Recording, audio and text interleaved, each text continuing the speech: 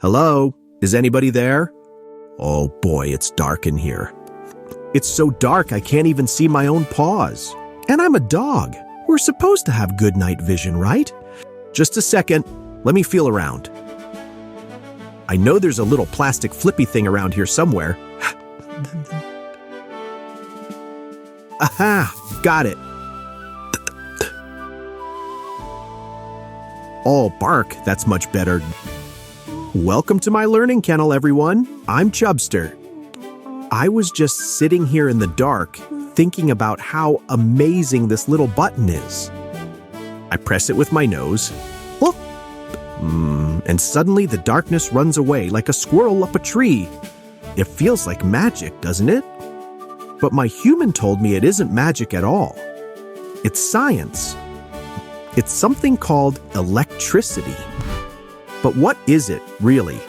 Is it a liquid? Is it a solid? Does it smell like bacon? I really wish it smelled like bacon.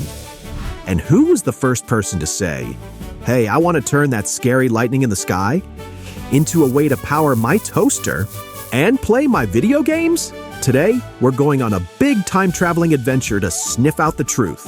So, pause up, ears floppy, and let's go.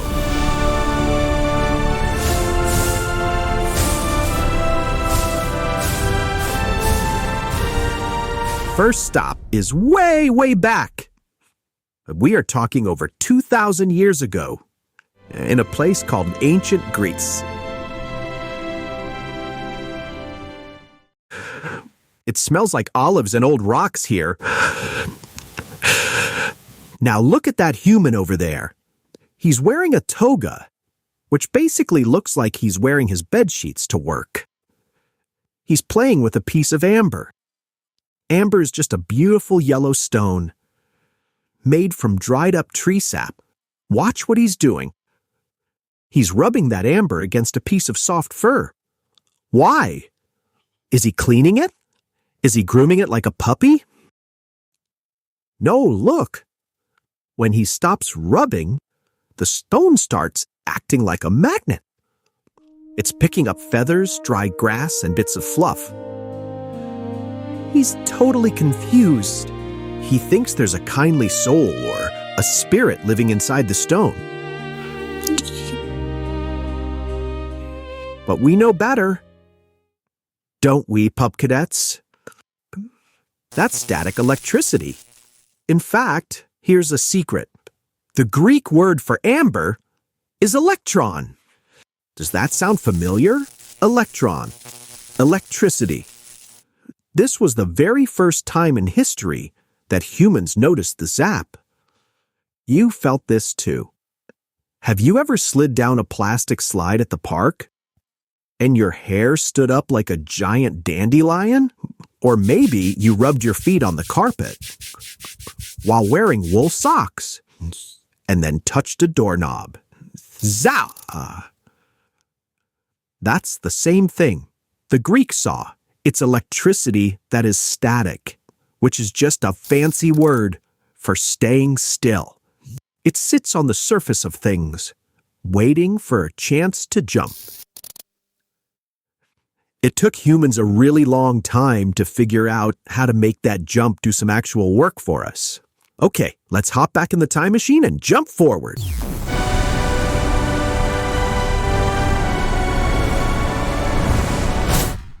We're going to the year 1752.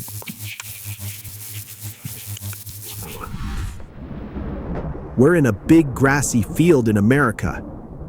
And uh-oh, I hear thunder. My ears are twitching. I usually hide under the bed when it thunders.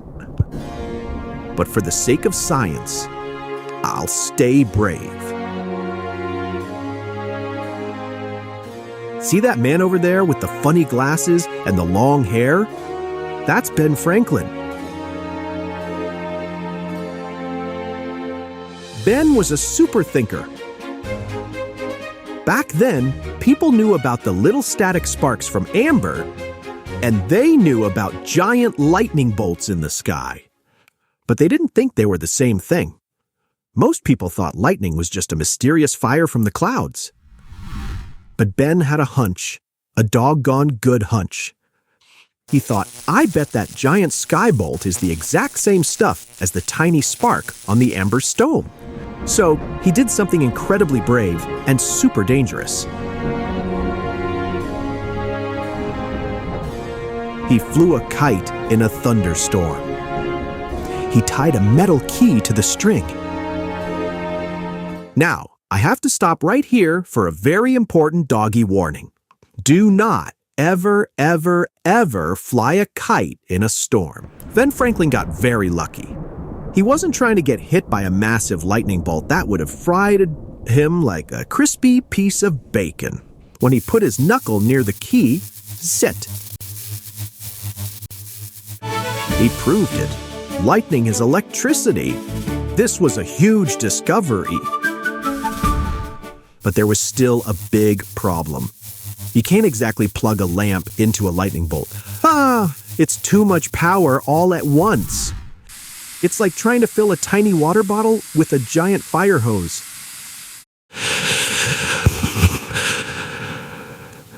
We needed to find a way to catch electricity and put it in a bottle, or a box, or a bowl of dog kibble.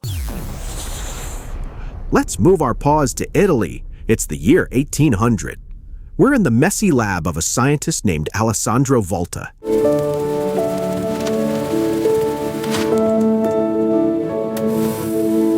Now, things are about to get a little bit weird and a tiny bit gross. Before Volta, another scientist named Galvani noticed something super weird. When he touched a dead frog's leg with two different pieces of metal, the leg suddenly kicked. Galvani thought, Aha! There must be electricity hidden inside of animals. Hidden inside of animals. But Volta wasn't so sure. He thought the electricity was coming from the two different metals, not the frog. Volta realized it wasn't the frog at all. It was the two different metals and the salty moisture on the frog's skin. So Volta decided to build a liquid sandwich without any frogs involved. He took a disc made of copper, then cardboard soaked in salt water, then zinc, and stacked them until it looked like a tall, salty pancake. For the first time ever, humans had a steady flowing stream of electricity that didn't just go zap and disappear.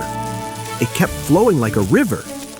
Volta had invented the world's very first battery. Because of Mr. Volta, we measure power in something called volts. Every time you see a battery in your remote control or your toy car, you can thank the man who made a salty metal sandwich. Now we're zooming to the late 1800s. This is where things get really bright. We have batteries and we have wires, but at night, the world is still pretty dark. People are still using candles and stinky gas lamps. Fire is scary for dogs. You can burn your tail. We needed a way to have light without the fire. Enter two famous inventors, Thomas Edison and Nikola Tesla. Other people had made light bulbs before, but they were terrible. They would glow for a few minutes and then, poof, the middle would burn up and they'd go dark. Edison was like a dog with a favored bone. He would not give up. He tried thousands and thousands of different materials to put inside the bulb to make it stay lit. He tried thread. He tried pieces of plants. Hold still, my friend, just a tiny snip for science. He even tried hair from his friend's beard. Can you imagine? Yow. Excuse me, friend. Can I borrow your beard from my lamp? Finally, he used a piece of carbonized bamboo and it worked. It stayed lit for hours and hours. While Edison was perfecting the bulbs, Tesla was the genius figuring out how to send that electricity across whole cities. They didn't always agree on how to do it, but because of them, cities everywhere started putting up power lines. Now, nighttime wasn't scary or dark anymore. People could read books, and kids could finish their homework. And most importantly, I could finally find my way to the kitchen for a midnight snack without stubbing my paw on the sofa. Whew! What a trip! We've covered a lot of ground today.